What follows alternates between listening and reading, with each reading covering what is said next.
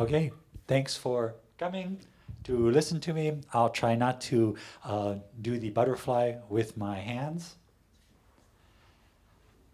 The content of my talk is going to be who I am. It's going to talk about some early games, some games in school, a little bit of books, arcades and Silicon Valley games, a little bit of politics. I'm a libertarian.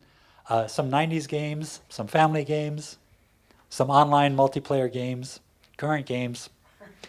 That's the game part. There's also going to be blogs and media. So the end of history, since Francis Fukuyama wrote the book in 1992 at the end of the Berlin Wall, which is partly why I'm here also. Blogger, how I've written some blogs in Blogger, using the Wayback Machine to get my dead MoTime blog back a little bit. The fall of the Berlin Wall I mentioned. Some of my favorite bloggers, Neo Neocon and Ask Blog of Arnold Kling. Other book marks I make. A little bit of Facebook, where I have a love-hate relationship. Some Twitter and Trump, where I have a love and a disagreement relationship. A tiny bit of WordPress at the very end. Who I am. I'm an American, I'm a libertarian, that's mostly free market and freedom-oriented, freedom with responsibility. You know, there's two kinds of freedom. There's adult freedom and child freedom. The child freedom is freedom from responsibility, so that if they make a mistake, someone else pays for it. Adult freedom is the freedom to act, but along with the freedom to act goes the freedom of the responsibility to pay for the consequences. And what almost everybody wants is that adult freedom to act with the childish freedom of responsibility. So if there's a mistake, they want someone else to pay for it. I've been working in IT. I'm a finance expert, a game player, and technologically very savvy, but I'm getting tired of learning new updates all the time, every 6 months, every 3 months, language after language. How did I get to Slovakia? I flew. Well, you know, that's the usual. I'll have to start talking louder. Now I should also mention that they say you should take 5 minutes or so. 5 minutes or so, 5 minutes or so per slide. Well, I've got over 100 slides. That's going to be 500 minutes. No, I have to start speeding up, and it's about 10 seconds a slide once I start moving. Little bit of economics transition. I came to Slovakia with my own Everex 386 laptop notebook, 6-kilo machine. It was kind of unique at the time, but I don't have a picture of it anymore. So I'm going to start with card games.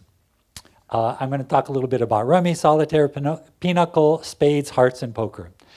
Rummy is very much like the Slovak game Joliet, and I played Joliet with jokers. And it's the basic game. You try to create a trick, and you play it, and you score the most points and wins. Solitaire, most of you have played it. It's also available on the computer. My mother loved this game, and she would play it every night. In fact, the night before she died, she was at home. She was playing solitaire. She went to bed, and she didn't wake up.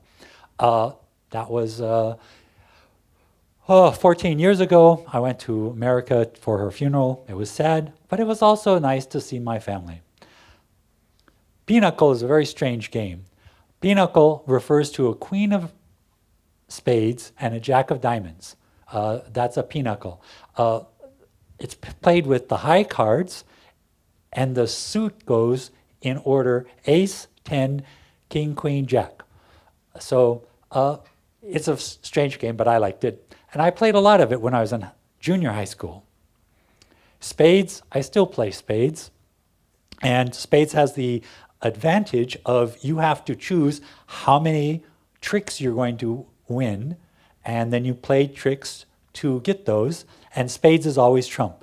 So you can see here, South is bidding 2, and it's got 3 trumps, king, queen, jack, and it's got this king of clubs. It doesn't know if the king of clubs is going to be a winner, and probably won't because the ace of clubs will be higher than it, or it might be trumped by someone who doesn't have any clubs. So he's got two definite winners between king, queen, and jack, and he could even get three. Spades punishes you minus 10 points times the number you bid if you miss it. But if you get over, so if he does get three tricks, he'll get 21 points. And you usually play up to 200 or so. My daughter likes spades. My wife doesn't like it so much. She doesn't like card games. I like card games. I like hearts. Hearts is a very different kind of card game. The idea is to not get points. And the way to avoid getting points is to avoid suits, high cards of suits, and it has the advantage and disadvantage of trading. You trade three cards. You pass three cards to the left, then pass three cards to the right, and pass across, and then you keep, according to the rounds of hands. It also has a strange scoring system where every heart that you get on your tricks is 1 point, which is negative, and the queen of spades is 13 points. So it's very negative.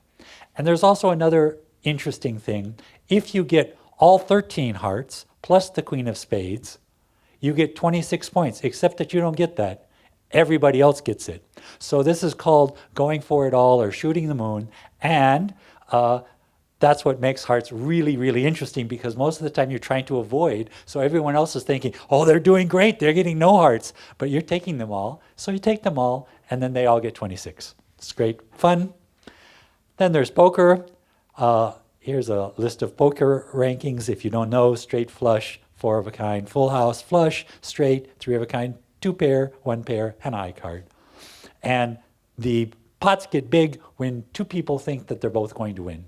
Or when one person is bluffing and the other person thinks he's going to win, or one person is bluffing and the other person thinks he's bluffing, but isn't sure who's going to win. Chess, board games. I played lots of board games when I was young. I like chess. One of the interesting things as I'm looking for these images on the internet is that many of them are advertising images. If you look at this board game, beautiful Staunton pieces, by the way, it has black in front, sort of closer to you, and white on the other side. Most of them are the other way. If you try to look at the pieces, you'll see this is strange. Black has made 4 moves, and white has only made 3 moves, because white is supposed to go first. So this was not really a game. This is just advertising. Monopoly is another great game that I like. And I used to know all the rents and all the properties, and how you start out with the money, 5 ones, 5 fives, 5 tens, 6 20s, 2 50s, 2 hundreds, and 2 500s. That's $1,500. And if you land with a 4 in income tax, you pay the 10%, which is 150, instead of the 200. But as you start getting more money, it's 200 more often. My wife doesn't like Monopoly either that well, because my daughter, when we were playing it, if my daughter would get upset, she would give all her money and all her property to somebody else, and that would very much disturb the game. Another 2-person game that I like is Stratego. And again, this is just for advertising purposes. No one is going to put their flag out here near the front so that it can be easily taken, because when your flag is taken by the other team, you lose. So almost always you want your flag in the back, either disguised or protected by bombs. Now, they do have this guy protected by a few bombs, but you don't put the bombs in front, you put the bombs in back. But Stratego is a fun game. A really fun game is Risk. Now, when I was growing up, I had a box very much like this, kind of funky. And if you look at this, these are little wooden squares. And there used to be also little wooden oblong pieces for 10. Each of these is 1 army. The newer Risks, like the one my sister has, and when I was visiting my sister this year, she won a Risk game and she was really happy. They take about 4 or 5 hours. It's not so quick. And she has kind of cool little pieces that look like armies or cannons or cavalry. And you have 3 dice if you're attacking, and 2 dice if you're defending, or less. It might be if you only have 1 guy left, you only get 1 die. So it's a very interesting, lots of die rolling. Your 3 dice against the other guy's 2 dice if you're attacking, and it's your highest dice against their highest die. And so if you have a 6 and a 1 and a 1, and they have a 5 and a 2, your 6 beats their 5, but their 2 beats your 1. So you lose 1 and they lose 1. So you're attacking, you have lots of stuff, and you slowly take over the world. It's a lot of fun. Another game that I used to play quite a bit is 3D tic-tac-toe. I don't know how well you can see it, but in this case, there were 4 levels of clear plastic, and each level had 4 by 4, so it was 16 squares. So it was 48 possibilities, and you try to get 4 in a row, up, down, across, or on it, sort of a tic-tac-toe, but for 4. And that was very fun. A similar game is Score 4, and you can see right away, again, this is the stupid advertising. They don't even have some of the posts, so they're supposed to alternate. But the thing about Score 4, there's 2 ways of playing that we used to play. One is the first one that gets 4 in a row wins. But you can see here, the ice, white has 4 in a row here, so should win. But you can also see black has 3 in a row and only needs 1 more on top, but also over there has 3 in a row and only needs 1 more on top. So it looks kind of nice. I'm sure somebody in marketing was looking at it and say, this is a nice looking image. I think there's 16 black and only 12 white. So it was also nice, but it's nicely balanced. Anyway, Score 4. Another game, if you like graphs and things, is Go. Now, Go is a 19 by 19 grid, and there was talk about how Go is harder for computers to play than chess. And that was true up until the massive ability of throwing, first, more hardware at the problem, and second, smarter software. So they have better artificial intelligence looking at patterns. Also, when you play Go, the way I was taught, you can see very nicely here the little black and white pieces. You're supposed to pick them up with your 2 fingers like this and put them on the board. But I think most people don't do that. And you also are supposed to use chopsticks when you're eating because it's a Japanese game. Battleship. You can buy Battleship and play Battleship, but I would always almost always play Battleship just on graph paper.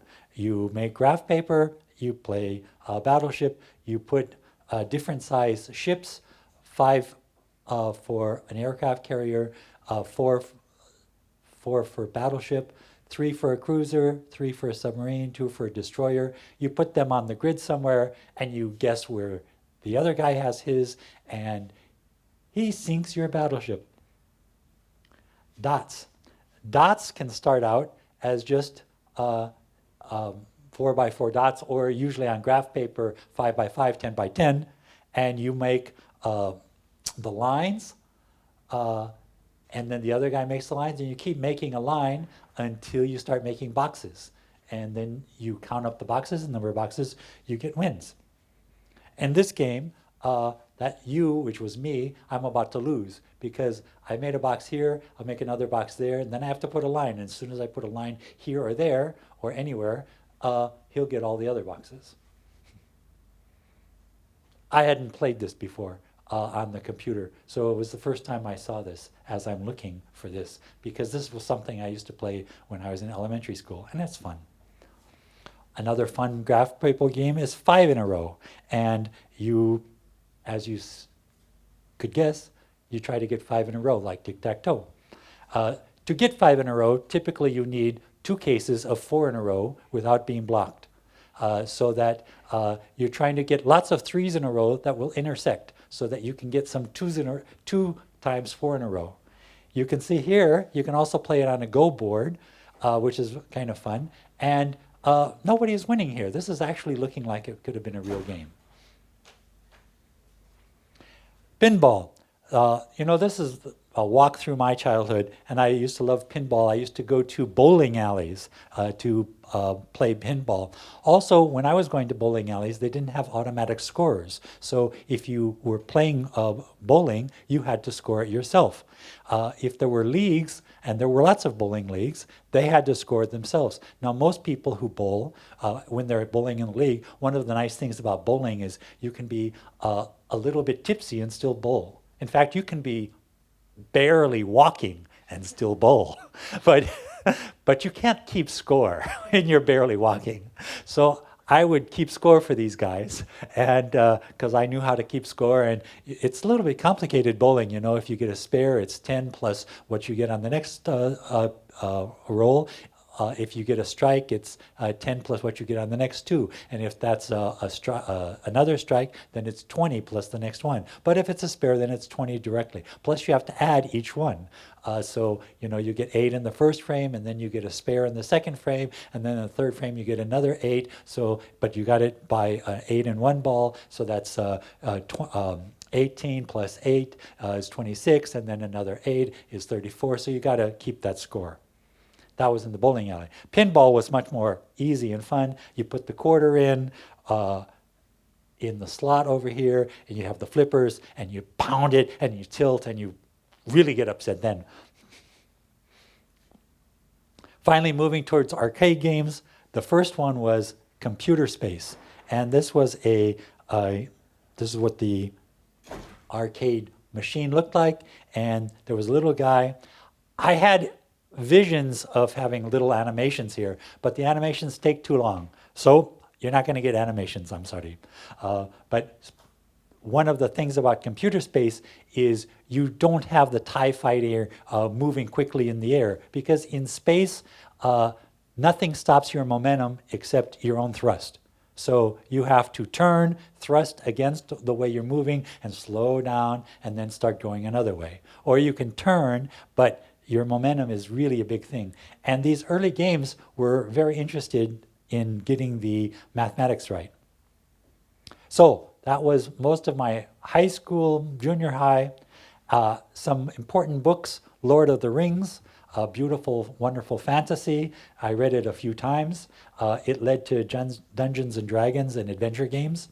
Moon is a Harsh Mistress, Libertarian Politics. Another way of getting to libertarian politics is Atlas Shrugged and Ayn Rand, and I read those too, but that's not how I got to libertarianism. Ender's Game was a fun book, but also had a very interesting side story where Ender's older brother and older sister were having conversations on the World Wide Net. And this is before there was the internet, and they were shaping public opinion. I read lots of science fiction and fantasy. Here in Slovakia, you find out very little science fiction in Slovak. It's in Czech. And I don't, napriek, že hovorím po slovensky dosť dobre, nehovorím po česky. A česky je iný jazyk. Lots of Slovaks don't know that because they grow up listening to Czech on their TV programs and reading Czech books in classes. Czech people know that because they don't listen to Slovak stuff. And so lots of Czech adults have difficulty understanding Slovaks. And Harry Potter. I read all 14 Harry Potter books, and only 7 were written. How did I do that? Well, I read them in English and I read them in Slovak. But it helped my Slovak. Now I'm getting into college, and finally some games. One of the games was Star Trek. Now, the games in Star Trek and college were actually, I say it's here, but they were actually written on paper like this, which I found up in the back. And the paper came out printed like this, where it would say, here is the Starship Enterprise, here are Klingons, you have some shields you can put up, you have photons you can use against the Klingons, and you try to kill them, and you say what's happening. And you get a command, and there's a list of commands. But it was typed out on paper. In fact, it was typed out on a machine kind of like this, which was really kind of loud. But it was kind of fun. We get them up and we type on the keyboard. Not only Star Trek, but also Lunar Lander. This was a old form lunar lander where you have the feet, your speed and fuel, and you're supposed to be giving the fuel to slow yourself down. You can see he's not doing it. He's not using up any fuel, and he's not slowing down. In fact, he's getting faster. So he touches down, but he doesn't quite touch down. He crashes. He blew it. Appropriate condolences will be sent to your next of kin. Later on, Lunar Lander allowed you to control on a screen with vector graphics, and that was also quite fun. Adventure was a game I spent a good amount of time in. One Christmas when I was at Stanford, welcome to Adventure. You're standing at the end of a road before a small brick building. Around you is a forest. A small stream flows out of the building and down a gully. So this is the beginning of adventure in your mind. You type, go south, go north, or just north or south, and you go somewhere and you find some other description. And you find a grate, you get into Colossal Cave, which was actually based on a real cave by this guy, Will Crowther. But most of the adventure games in the US colleges were revised by Crowther's first pass by a guy named Don Woods, who I met and we'll get to later. Oh, and we're here on, these are text games. So there's not really graphics on the mainframes. You could also play Monopoly. This is kind of hard to see that it's Monopoly, but because it's a text game. It's basic attempts at graphics of the different properties, and you can quickly play it. This is not a text game, and you'll find out that a lot of my games are not text games or computer games. This is diplomacy, and it's a no-luck game.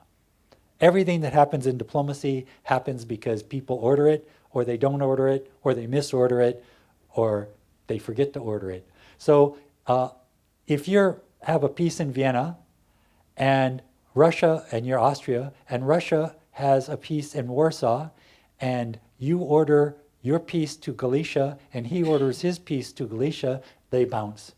So then nothing happens. So what do you have to do? Well, you have to take your piece that's in Budapest and support your piece in Vienna going to Galicia so that you get 2 against 1, and then you move. But of course, if he thinks that you're doing that, maybe he's going to go somewhere else. Maybe come down here. And so it's a very interesting, simple game. The mechanics are simple, but what it is you as Austria talking to Germany about how you two should go against Russia. But then you talk with Russia and you say, you and Russia should go against Germany. Or maybe you and Russia should go against Turkey. Or maybe you talk with Turkey and say, the 2 of us should go against Italy. And then there's Italy and France and England. It's a fun game, take over Europe, but no luck involved. You have to get them to order. It's turn-based. Everyone writes orders, same time. The written orders are read, and the results are shown. Very often, that's one of the results that you feel. You get stabbed in the back. That was a lot of fun. I've never met a woman who really likes playing this much. And when I was going to war game conventions in Silicon Valley, not too many women were even interested in playing. Getting back into the arcades, starting with Pong. And Pong is like ping pong with a nice little boop, boop, boop, back and forth. And this is what the consoles look like, and this is what it looked like when you were actually playing. And I liked Pong a little bit, not so much, but I preferred Atari Breakout. And it was more fun and more colorful. But the game I really liked at the time, which was the Breakout game, was Space Invaders. boop, boop, boop, boop, boop, a little bit like Jaws. And it was fun, and it was getting louder and louder and faster as you're killing these aliens that are coming down and moving and shooting also at you, and a little alien up there. Another arcade game that was fun was Defender and Joust. The reason I mentioned Joust is because Ready Player One was a movie that came out recently. It was a fun movie, and it helped inspire this talk, because I thought, well, the guy who wrote Ready Player One played all these games. I played a lot of games. So that's why I'm talking about it. Joust was more important in the book, which I read, of course, than the movie, which after most people who see the movie, they don't need to read the book. I'm not like that. And another game that I played a little bit, but was more important in the movie, was Galaxian.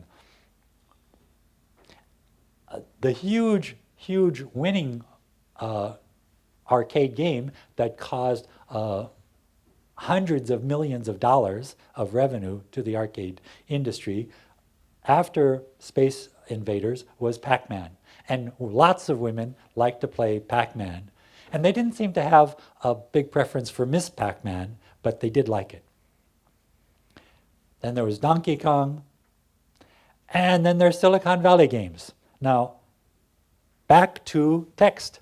There's covered up here, but your little guy is Rogue, and in these boxes, there'll be some villains, and you go and kill them. That was Rogue. I like that. It was fun. But you can see here, list of your inventory. Then there were the early personal computers, which were game-playing machines like this Atari. And I had a friend who had an Atari, and one of the things about the Atari is hooking up 4 joysticks to it. So this game, Dandy, which was not a very well-known game, it has 1-player mode. You can have 4 players in it, and then you have 4 guys here that are shooting the heck out of these guys, and you go down levels, A, B, C, D, E. We got to about Q, but we were having a fun time drinking too. So we had a ton of fun, and there's 4 of us with the joysticks just blazing away. That was my friend who had an Atari. I had a Commodore 64, which looked a bit like this, and this was one of the games, Archon, which is a little bit different because it's a chess-type game, but with different characters. And when 2 characters meet, there's not an automatic win. You go into a little battle area and you fight it out like a little arcade game. But the appropriate stronger piece, would typically win, but not always. And like I said, I had a Commodore 64, so I did play Lode Runner, I did play Ford Apocalypse, and I did play Excalibur. And Excalibur was a fantasy takeover England game where you have to do different diplomacy with the other people, and you have different wealth and taxes and army, and you have gifts and honor and ways of getting with other people. Phoenix. I'm not going to go into Phoenix. It's a very complex game. The rules are 94 pages long. I really liked it. It would be diplomacy, take over the galaxy, and you have factions, you have alliances, you have battles. It was a lot of fun. It took up a huge amount of my time, far more than it's worth. Tetris was another game, very fun, taking up a good amount of time. I mention it because the 3D Tetris was not so much fun to me, but this guy, Andrei Snegov, he was the Russian friend of the guy who did Tetris, and he was one of the key programmers of 3D Tetris. So when I came to Slovakia in 1991, before I came to Slovakia, I had a 3-month Eurail pass in Europe, so I spent a week and a half in Moscow at Andrei Snegov's house in an 18-story Panelak. Some of which have been falling down. And they had rats in their chutes where you put the garbage in and it goes down. They had beautiful subways, though, at the time. I was kind of surprised. Ultimate Frisbee. I played Ultimate Frisbee in Silicon Valley. I urge all of you to play Ultimate Frisbee. It's a fun game. It's also, I think, the best game for men and women to play together in terms of physically, in kind of a no-contact, fair way. And you can see there's a lot of mixed teams in Ultimate Frisbee. We're at the point where another game, Game of Thrones, well, it's politics. I ran as a libertarian candidate in California a couple of times because I'm I was very politically oriented. Then I came to Slovakia as an advisor to Jan Chanogorski because this guy, Tim Evans, was paid by or funded by the Adam Smith Institute in the UK to be Jan Chanogorski's advisor when he was a vice prime minister. But at that time, 1991, Mechiar, you have to tell me when I have 10 minutes, 5 minutes. Okay.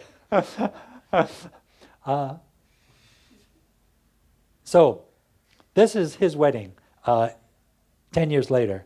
And most of these people I met here in Slovakia because of this issue. And I focused on privatization.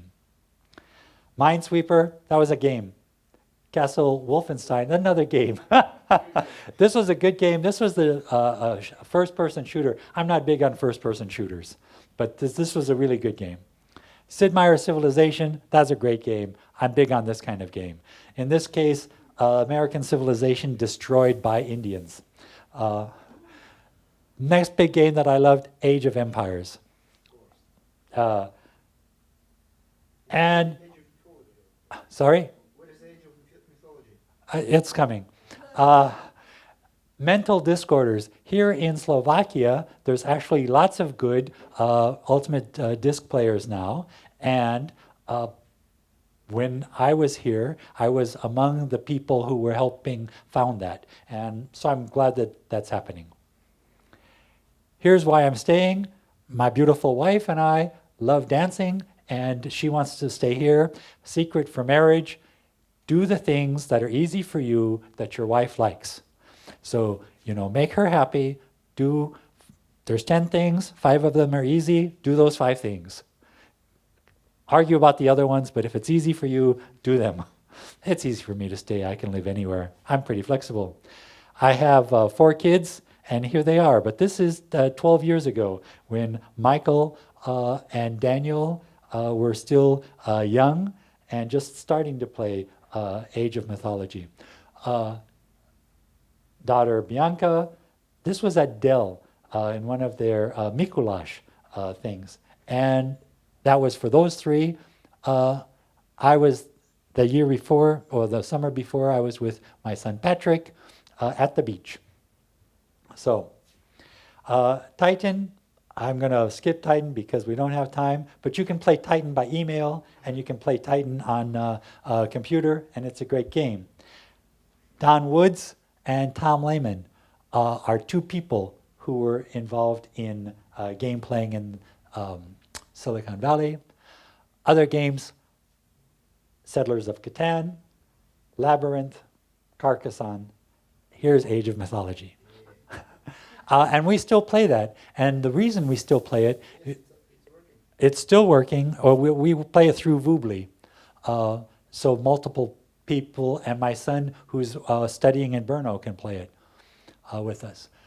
So online games, Age of Empires online. This is a copy of the original and the remaster, but we don't play Age of Empires so much, we play Age of Mythology more. Some of us play Warcraft, or especially World of Warcraft. All these games, RuneScape. My wife likes RuneScape okay. So she played that a lot. Her name was Ivanka. She was a 80 level warrior, and she was having guys who were like 20 say, she can't be a woman. But she can be. Harry Potter, well, there was a Harry Potter times, and there were Harry Potter games, and they were kind of fun.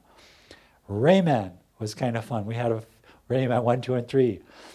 Isn't this kind of fun? If you've played any of these games, it's a walk down memory lane. Civilizations 3, 4, 5, and 6 with increasingly better graphics. Portal, that was kind of a cute game. The cake is a lie. That's my second son, Daniel, really likes lots of games, but he's especially wonderful in Dominion. He likes all the expansions and he plays it. Race for a Galaxy, maybe some of you have played that here. This was written by this guy, Tom Lehman. That was the guy back at Stanford that I met who was a friend of Don Wood's who did the adventure games. And we would all play New Year's Eve at Don's house for 3 days. On the weekend, starting Friday night until people poop out or have to go back to work on Monday. We still play the expansion set because you can play up to 6 with the expansion sets of Settlers. The original Settlers 4 was maximum. And finally, League of Legends. I like to play a Mumu. I'm actually my 2 sons and my daughter play League of Legends, and they're better than I am. But I really like Dr. Mundo. Okay, that was the fun games. Now we get to the content. It's probably end Instapundit. I'm just going to zip through these. Is a blog that I read, and they typically have a very short piece of news, sometimes a little bit, so you can decide whether you want to click on it and get more details. Some of my blogs, I wrote one that was going to be for my family, which I stopped writing most of these blogs. But they're quickly, Hayek in Slovakia was going to be economics, Weblog ABCs was going to be about weblogs, software projects was going to be about software projects. World Association of International Studies was actually this long email that I was getting from this guy, Ronald Hilton from Stanford. Very interesting stuff. But once it's not on the web, there's the talk about Google, you can't find it. So I was making a blog and I was copying his letter into this blog so that it could be found. Then I started blogging more on MoTime. MoTime is now dead, so it's gone. You can find a little bit of this stuff through the Wayback Machine, where there's 300 billion web pages stored. So I looked up mine. And I could go through more. Neocon, Ask Blog is more economics. Comments are what makes a really good blog. So this is a comment that I wrote on the Ask Blog economic issue. PJ Media, you can have blogs in a PDA form, low graphics, but I don't like that so much, even though it's better for smartphones. You can have it with the RSS feed, but I don't like those. And you can have monetization, which I also don't use yet. PJ Media, that's was Pajamas Media. That's the PJ. Facebook, my love-hate relationship with Facebook. Here's my wife. This is our Christmas picture last year. This was a picture 12 years ago, or 10 years ago. So family, what's on my mind? It says what's on my mind, but I just don't like Facebook that much. But it's kind of like blogging, so I'm going to be doing it more. Oh, and you see, there's not 6 of us, but there's 7 of us. That's because Victoria Gray is my oldest son Michael's wife. So when she wrote Victoria Gray, I was wondering, who is that person? Because I knew her as Vicky. And it's like, okay. One of the things is they do have Age of Mythology group for our family to play. Swipe They have League of Legends. Trump on Twitter, I was suspended from Twitter for retweeting something of Trump. I had made 0 tweets, but I was suspended for 4 months. They've recently non-suspended me, but I'm not going to be using it, except to watch what Trump says. And this is another guy who's very pro-Trump and is kind of a jerk about it almost. These guys, Powerline, 2 guys are pretty fair, and 1 guy is kind of anti-Trump, but pretty reasonable anti-Trump. And finally, WordPress. I have a WordPress blog, and comparing blacks to blacks. Is that it? Yeah. Okay. I have other slides that could go on and on and on.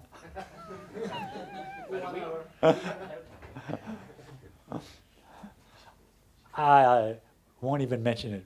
But okay, let's get to the end. Future desires. Okay, that's it.